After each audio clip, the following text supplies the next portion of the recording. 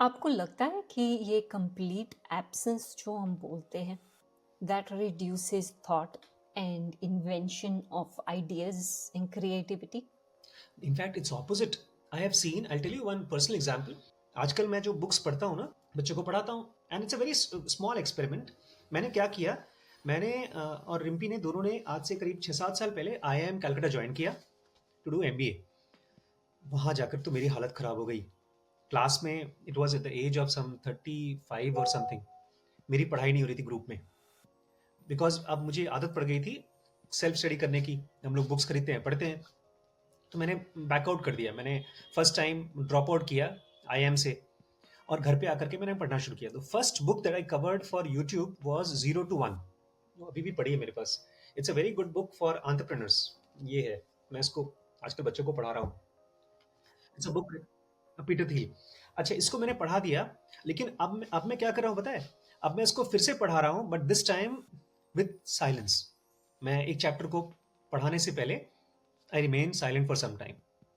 And then examples come which have not come before.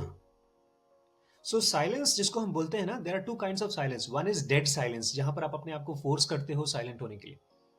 और एक होता है creative silence, जहाँ पर आप naturally you can't force silence, but you can only slow down. And when you slow down, there is less rush of thoughts and there is more space in the mind, and that helps you to connect with ideas, with things which you cannot connect through your conscious mind.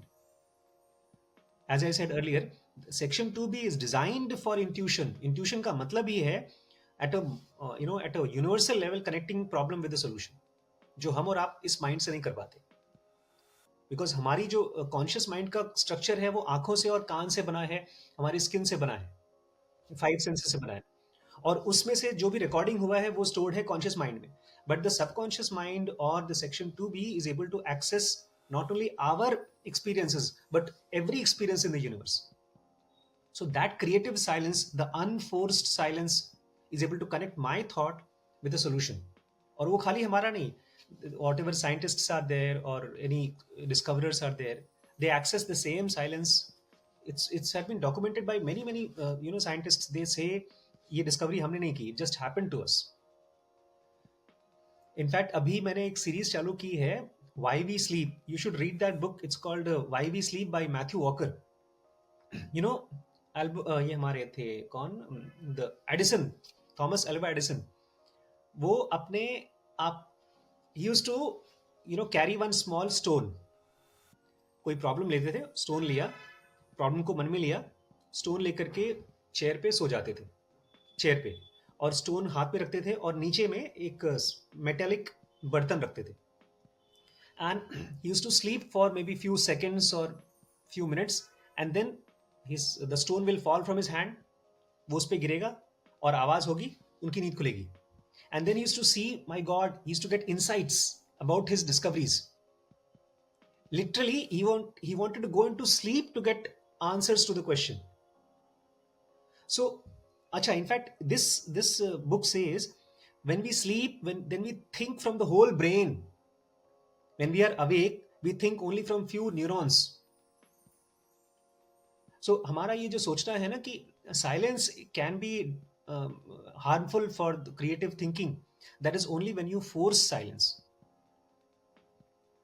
और उसकी वजह से खाली creative thinking नहीं खराब होती है, आपका दिमाग भी खराब हो सकता है. बहुत से लोग हेलुसिनेशंस होते हैं, बहुत से लोगों को पागलपन हो जाता है, बहुत से लोगों को टिनिटस हो जाता है, कान में आवाजें आती हैं.